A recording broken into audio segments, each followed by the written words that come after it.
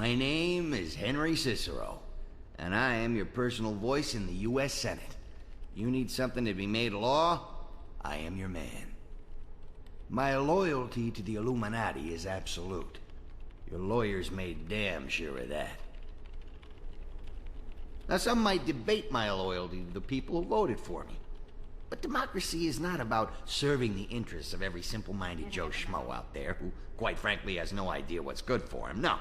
Democracy is about getting shit done while maintaining the illusion that the people's voices are heard. You guys understand that? You know, I really like you guys, and not just because you know how to hold your liquor. You've got this pulling the strings from the shadows act down to an art. There isn't a single decision-making body left in the country where the Illuminati don't have any representatives, and yet nobody knows who you are. If you don't like something, you get someone to change it. If you can't change it, you buy it, and then change it anyway. Kudos, my friends. It's the American way. The secret world and me, we have the most perfect of arrangements. I get all the perks and none of the pain. I'm invited to all the parties. I get to fight my battles in the relative safety of the Senate, and nobody's relying on me to save the world. And let's not kid ourselves. That last bit, it's a good thing for all of us. I don't know how you guys do it.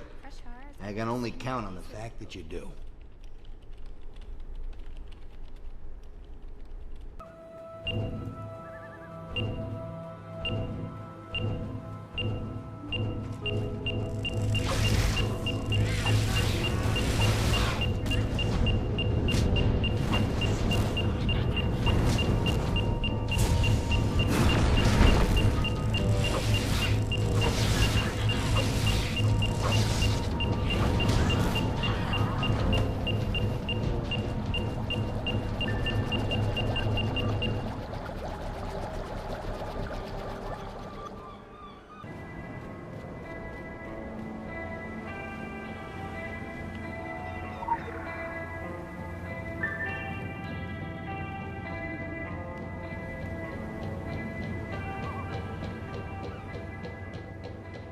Taking a break from saving the world, huh? I bet you've been out there punching darkness in the face and kicking evil in the, nuts. Or maybe you've been checking up on the MIBs? Come on. Dead guys followed by very much alive guys in black suits and black vans? Connect the dots. Anyway, that's what I've been doing. Connecting the dots. I rigged one of my RC planes with a wireless webcam. No biggie, super easy stuff. I already did it last year for, research. Not to get footage of Mr. Rosen, my math teacher, watering the flowers in his underpants so I could put it on YouTube. That wasn't me. Flying this thing is like air traffic control in Silent Hill. I pretty much have to rely on, like, the Force. And then every time I get over the edge of the MIB camp, wham! It goes dead, and it goes down. They got some kind of signal scrambling going on. Maybe even EMP? I'd so love to get my hands on that tech. Of course, I got, like, mad skills, so I manage to salvage the plane every time. But I have to keep pulling it out of trees and gluing bits back on. I'd really like to see what's going on inside that perimeter. Like Mr. Rosen used to say, try again, Dufresne.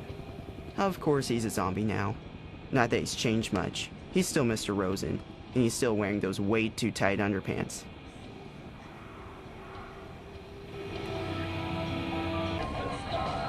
Guess I come across pretty hyped up about all this.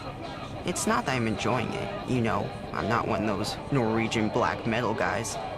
I don't, like, get off on death. But it feels like all my life I've been waiting for this to happen. I've read the books, watched the movies, played the games, buried a survival kit in the backyard. Now this is happening. It's really happening. The freaking zombie apocalypse. And people are freaking out. So I can really do something. I can help make things okay again.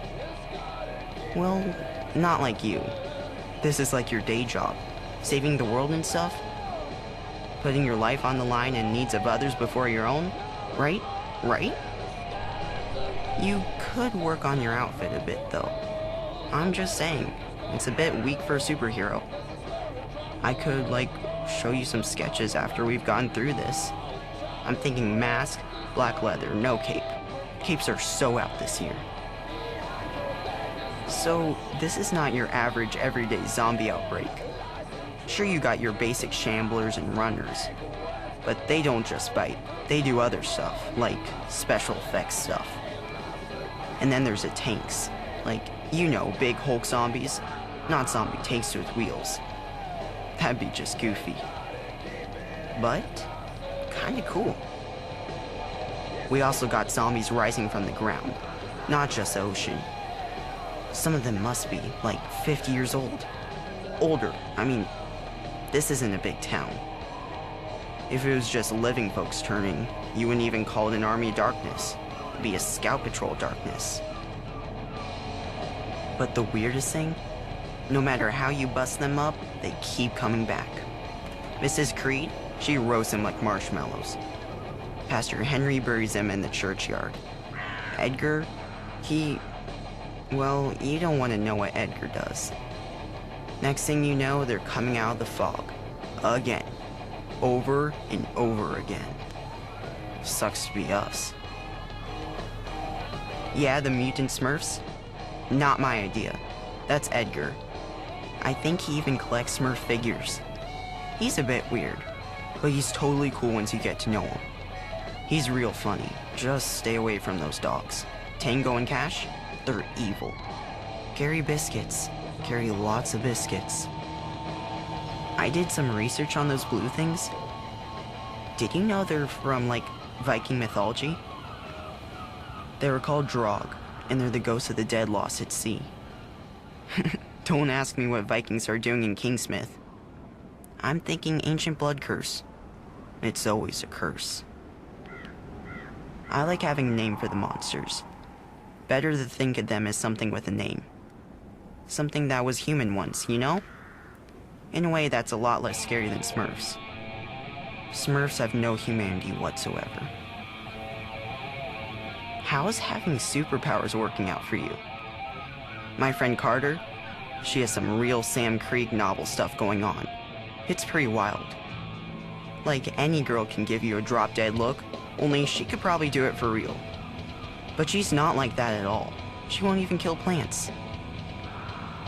I've given up on asking her to. For someone with powers, Carter is totally normal. She does get steamed about the weirdest things, like me going out alone. But she's not the only one. Sheriff Bannerman wants me back at the station by curfew. Like being out past dinner time is a big deal when the dead walk the earth. I may not be able to shoot fire or melt faces or, you know, jump my own height. But I'm a good runner. I've read all the right comics and I'm, like, great with wires and motors and microchips and stuff. Necessity is a mother of invention, right? I've already rigged a bunch of defenses around the town, so watch your step. I figure every superhero needs a brilliant inventor. I've got that much to aspire to. I'm the geeky sidekick. Yay.